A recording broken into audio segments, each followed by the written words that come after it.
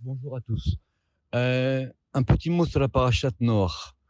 Je vois que beaucoup de gens, dans des commentateurs, des cours, ils critiquent Noach, que c'était pas un vrai tzaddik, qu'il a fait une faute en s'enivrant, etc. Tout ça, c'est plus que faux. D'ailleurs, on a vu que le Zohar, il dit que même les Havot, ils n'ont pas fait mieux que Noach. Abraham, il n'a même pas réussi à sauver une petite ville. Alors qu'est-ce qu'on veut de reprocher à Noir de ne pas avoir sauvé l'humanité? Il était jusqu'au bout. Zohar, il dit, il fallait attendre qu'il aille jusqu'au bout, il fallait que Noir, il ait 600 ans. Comme me l'a fait remarquer quelqu'un hier, dans toute la paracha, Noir, il dit pas un seul mot.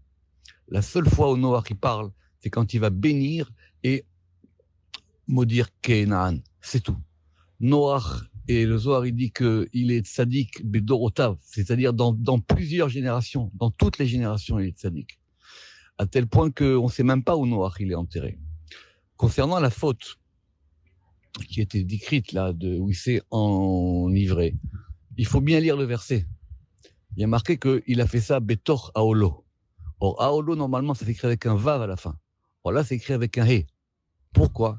Parce qu'il l'a fait dans l'intériorité. Il savait exactement ce qu'il faisait. Oui, il s'est enivré. Oui, après, des midrashim vont dire c'est pas bien de s'enivrer, etc. Mais il savait exactement ce qu'il faisait. La Torah ne lui a rien reproché, comme j'ai dit. Adam Arishon, pour la faute, évidemment qu'il a été expulsé du Jardin d'Éden. Mais Noach, on lui a rien reproché. Il a vécu après très tranquillement. Il savait exactement ce qu'il faisait. Donc, et même on a vu au début que Noach, il est au train, etc. Donc, il faut pas dénigrer comme ça des grands personnages. Il y a un principe simple depuis longtemps. C'est que plus on remonte dans les générations, plus les personnages sont grands. Et ce qui est arrivé à Noach, personne n'aurait pu le faire à sa place. Et il a fait exactement ce qu'il a fait. Un dernier point, si vous savez que des fois dans la Torah, on voit que les personnages, ils sont écrits deux fois. Noach, Noach, Abraham, Abraham, Moshe, Moshe, et il y a même Yudke, Vavke, Yudke, Vavke. Et le Zohar, il fait une remarque sur ça beaucoup plus tard. Que pourquoi est-ce qu'il y a un tam disjonctif, il y a un psych entre les deux. Or, pour Noach, dans le premier verset, et les toldot Noach, Noach, il est marqué deux fois Noach. Il est marqué deux fois Noach. Or, deux fois Noach, ça fait deux fois Chen. Deux fois 58, ça fait 116. Vous chercherez ce que ça veut dire en termes de gematria.